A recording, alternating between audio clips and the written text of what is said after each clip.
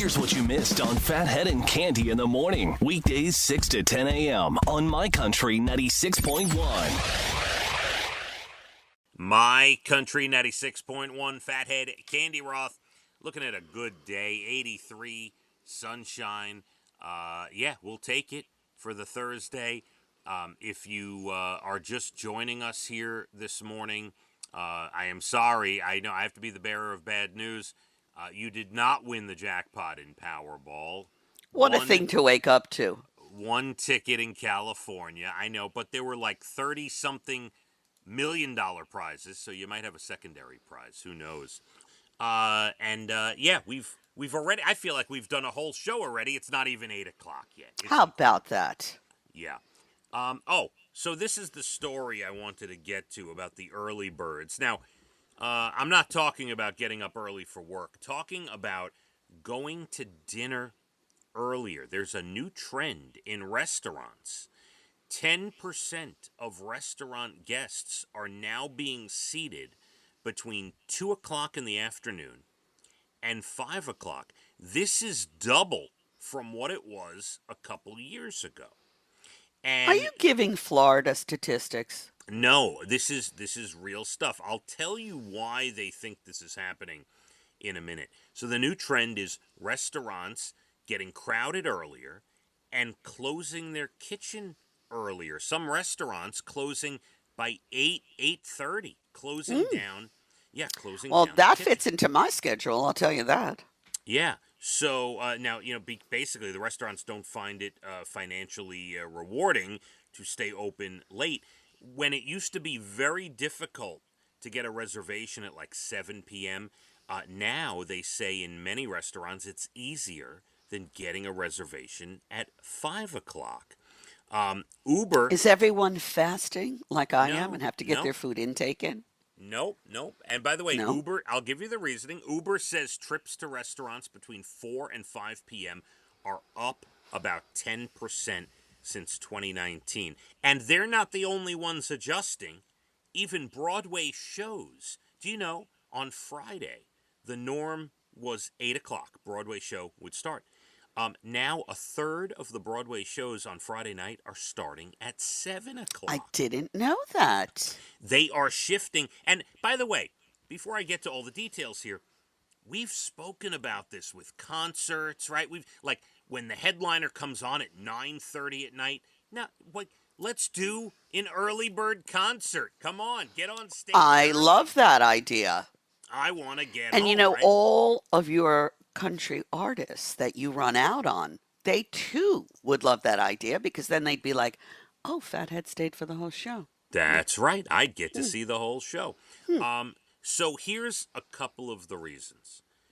It's become more trendy for young people to be healthy, avoid alcohol, and get a full night's sleep. So one of the factors that they're giving in the Wall Street Journal is that people are eating earlier and want to do things earlier because they're not drinking as much and they want to get home and get a full night's sleep. What are they going to do when they get older? Yeah, that's a great dinner at noon. I don't know. I mean, that's one of the joys of getting older. You know, you like things earlier and you got a full night of rest. But, oh man, in my 20s, rest was the last thing that was on my mind. Yeah, no, I'm with you. Now, here's the bigger reason they think. Working from home. Because people are commuting less. They don't have to drive home and change and get ready before they go out. They're working from home and they're ready to go to dinner at 3 o'clock, 4 o'clock. You keep upping that time. Yeah, I hear you. I really don't object to any of this. So it fits right in with my schedules. Yeah, I think, definitely for the two of us, like if ever there was an article that was meant for the two of us, this is it. I think. But you know what? It seems like we're trendsetters. Oh yeah, we like to, the whole early bird. We're older than our actual age. We started that, Cande. First of all, I am not older than my actual age. I want to make that perfectly clear to the world. Was it you who said to me? I forget who. I think a couple people. I was having this conversation about I'm about to be 50. Mentally, I feel like I'm 17. Physically, I feel like I'm 82. Yes, we were having that you and I. Absolutely. I said I feel like I'm 25 in my mind and 45 in my body, and you said your body felt like it was 82. Yeah, basically. But I'm all about the early bird. So, very good. All right. Now, something else for you. Yesterday at Dublin Deck, a guy comes up to me, and I see him all the time at all the events. Great, great dude. And he comes up to me and says, I tried to follow that story you were telling yesterday about how Tennessee is closer to Canada than it is to Tennessee or whatever. And he goes, it was very confusing. I couldn't follow.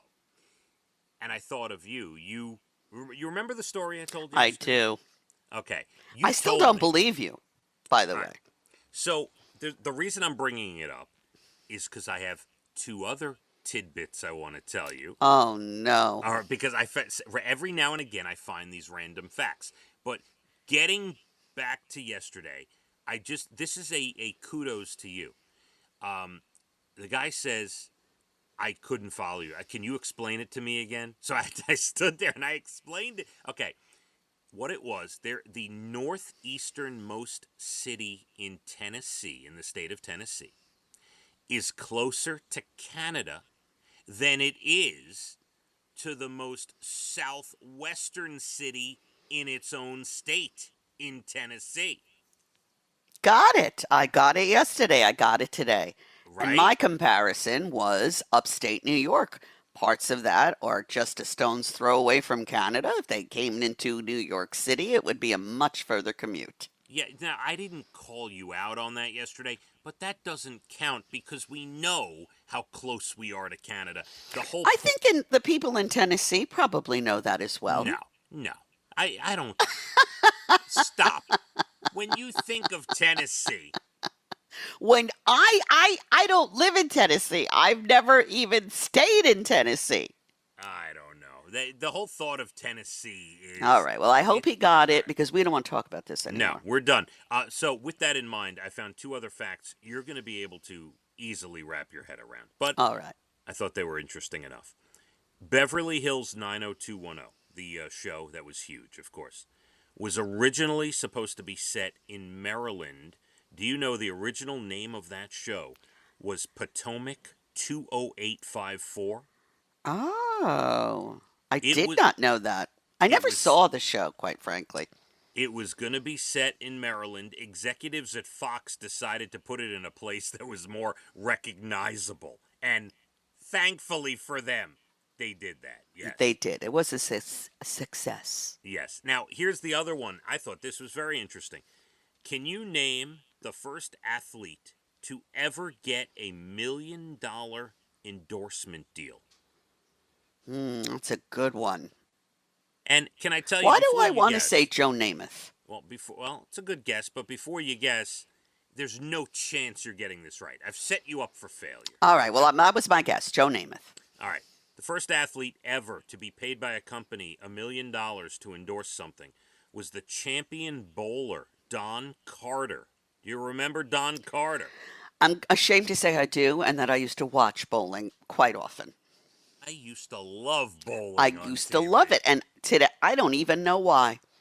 All I remember though is Parker Bone the Third. That was my guy, Parker Bone the Third. You see, kids, when you don't have cable and this streaming service, we were forced to watch bowling ABC Saturday afternoons, bowling, Parker Bone and the roller derby. I love the roller derby.